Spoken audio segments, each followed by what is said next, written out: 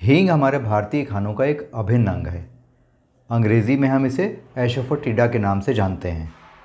लेकिन आपको शायद यह जानकर बहुत आश्चर्य होगा कि इसके तीखे स्वाद और तेज़ गंध की वजह से विश्व के कई देशों में इसे डेविल्स डंग के नाम से जाना जाता है।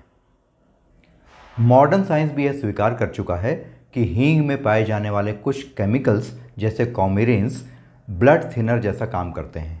हार्ट हेल्थ को बढ़ाने में और ब्लड प्रेशर को रेगुलेट करने में भी हींग बहुत लाभकारी होती है।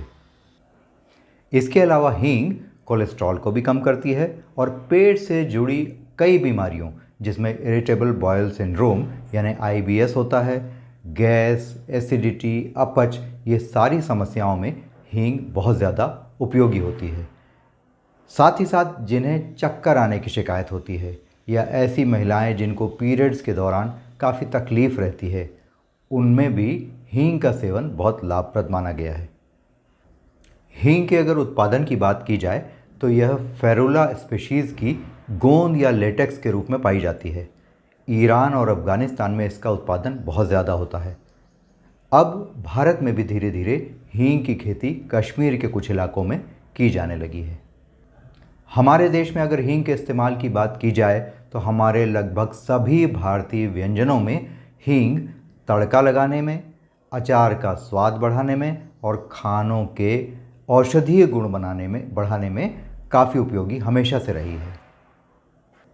हींग के कुछ और विशेष फ़ायदों की अगर हम बात करें तो अगर आपको किसी कीड़े ने काट लिया है, ततैया ने, मधुमक्खी ने या इस जैसे किसी अन्य विषैले कीड़े ने, तो यदि आप हींग को पानी में मिलाकर उस जगह पर लगाएंगे तो उससे सूजन और तेज़ दर्द कम होने लगता है। इसके अलावा पुरुषों के एरेक्टाइल डिसफंक्शन में और इनफर्टिलिटी में भी हींग बहुत उपयोगी होती है। हमारे आयुर्वेदाचार्य यह बताते हैं कि अगर हम शुद्ध हींग को शुद्ध शहद के साथ थोड़ी सी मात्रा में मिलाकर लगातार 40 दिन तक इसका सेवन करेंगे तो पुरुषों में एरेक्टाइल डिसफंक्शन और इनफर्टिलिटी की समस्या धीरे धीरे कर दूर होने लगती है।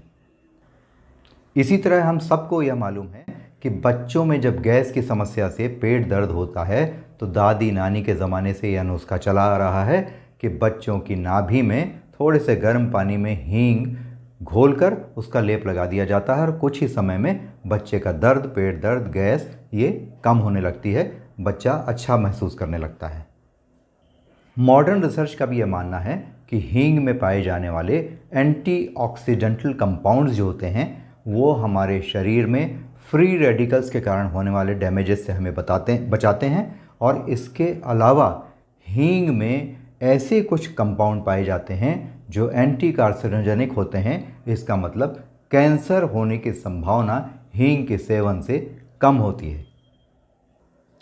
रिसर्च से यह भी पता चलता है कि हींग में पाए जाने वाले अम्बेलिप्रेनिन और फेरिलिक एसिड जैसे कंपाउंड हमें कैंसर सेल्स की ग्रोथ रोकने और पुराने अगर कैंसर के आप मरीज़ रहे हों तो कैंसर को दोबारा आने से रोकने में सहायक होती है।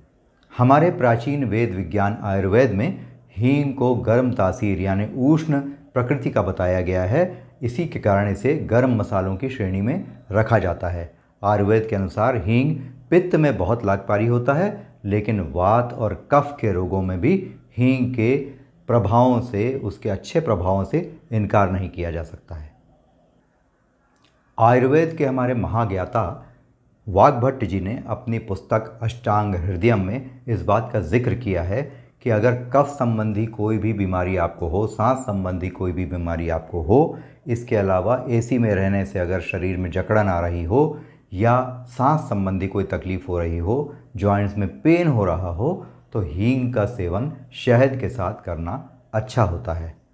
आयुर्वेद के हमारे महाज्ञाता ऋषि वाग्भट्ट जी यह भी लिखते हैं कि अगर सांस संबंधी बीमारी आपको हो, अस्थमा आपको रहता हो, तो थोड़ी सी मात्रा में हींग को शुद्ध घी के साथ भूनकर इसका लगातार सेवन करने से सांस की बीमारियों में बहुत आराम मिलता है। लेकिन यहाँ यह भी ध्यान रखने वाली बात है कि हींग के उपयोग में कुछ सावधानियाँ भी बेहद आवश्यक होती हैं। जैसे प्रेग्नेंट लेडीज़ को, ब्रेस्ट फीडिंग मदर्स को हींग का सेवन कम से कम करना चाहिए। इसके अलावा छोटे बच्चों को हींग नहीं देनी चाहिए। इसके अलावा जिन लोगों में पाइल्स या ब्लीडिंग डिसऑर्डर्स की कोई शिकायत हो, उन्हें भी हींग के इस्तेमाल से बचना चाहिए। Medicine in your kitchen series में यह थी हमारी हींग से जुड़ी जानकारी, जो अनेक रोगों में आपको बहुत अच्छा फ़ायदा देती है।